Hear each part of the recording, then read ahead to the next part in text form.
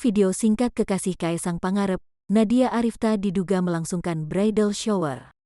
Hal itu diketahui Tribunnews dari unggahan video akun Instagram fanbase Kaesang dan Nadia, @nadrifta_kaesang, Jumat tanggal 12 Maret tahun 2021.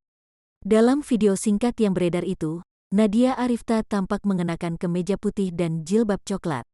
Nadia Arifta tampak bersama 5 orang temannya. Wajahnya tampak merah, diduga karena coretan dari lipstik teman-temannya.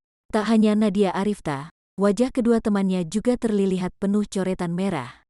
Bridal shower ala geng Jamet. Main kucing-kucingan ya sama Mimin, tulis akun @nadrifta_kaesang.